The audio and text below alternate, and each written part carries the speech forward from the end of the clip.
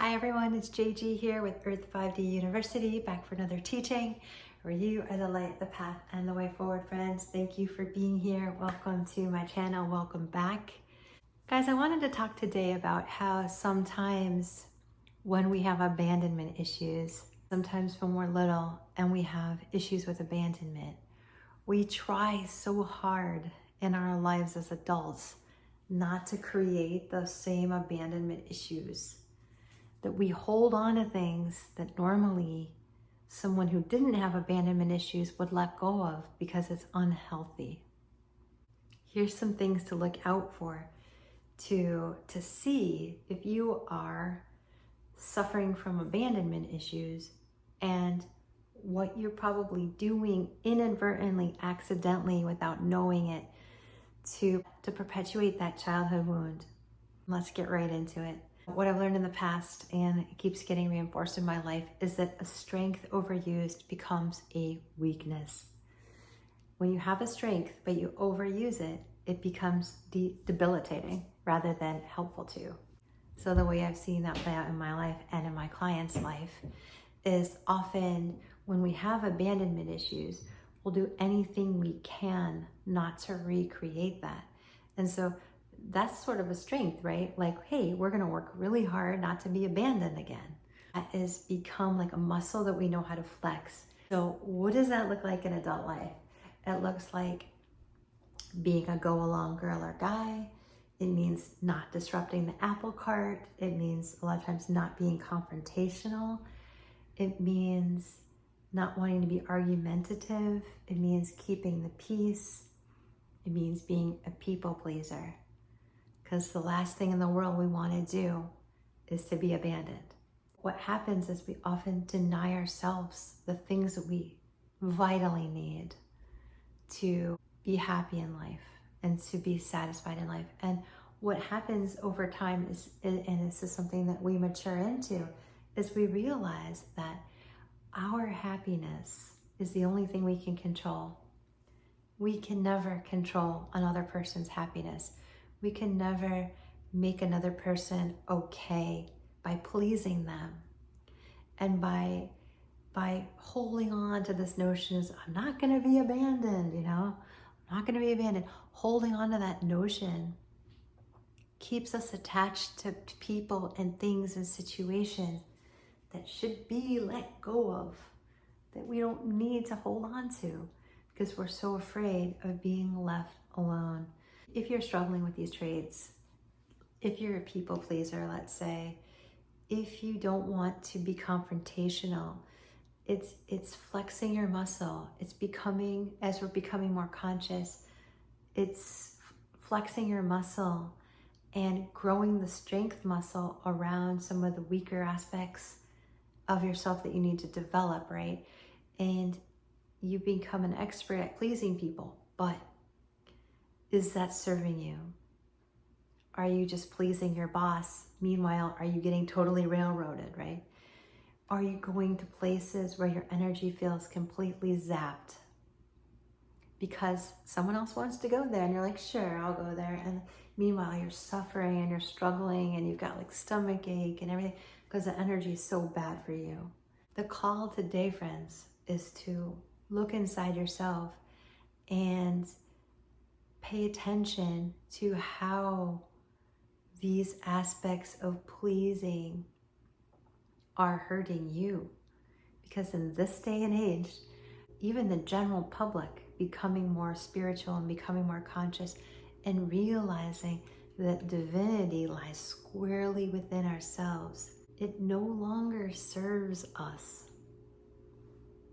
to put ourselves last. And it's perpetuating a problem.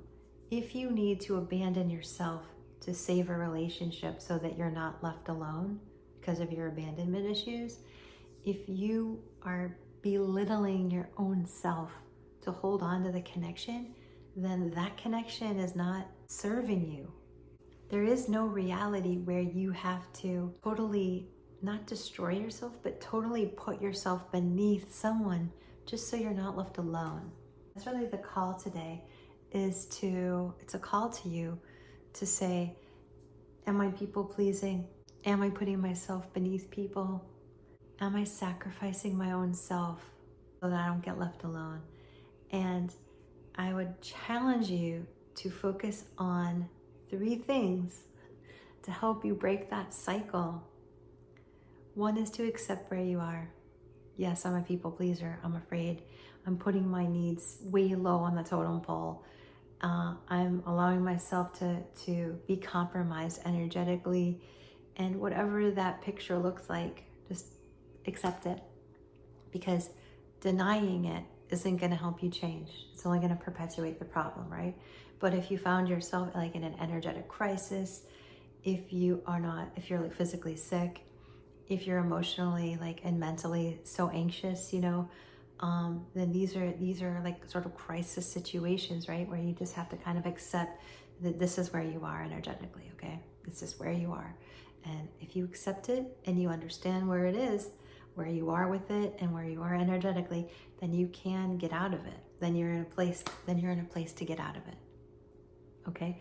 The second thing is to begin to protect yourself. So it's realizing that even though the scariest thing in the world is that you might be abandoned, meaning you might like get fired or someone might break up with you, or you might be left quote unquote alone, that those fears take a back seat to you protecting your own self. You've learned the lesson. Forget about the other people learning their lesson, quote unquote. You learn the lesson. And the lesson for you in all this is that it's important to protect yourself. It's important to have a voice. It's important to acknowledge your energy. It's important that you have a say mentally, physically, and emotionally in a relationship. That people pleasing and putting yourself beneath everyone and agreeing and not causing conflict isn't helping you. That boundaries are necessary. And if people do not, respect your boundaries, then question why they're in your life and question whether they need to stay, because them disrespecting you isn't worth you not having boundaries, right? They might be used to disrespecting you, but you don't deserve that, friends. No matter how much trauma and childhood pain you have, you deserve your boundaries, okay? You deserve to be respected. Bottom line. Bottom line. The third thing is you begin to take control of the way you're showing up in life, and you learn to stay in your own lane, and you learn not to be as codependent and people pleasing. You let that person be that person, and you let you be you. You run your own race. You're running your own race. You're on your own energy channel.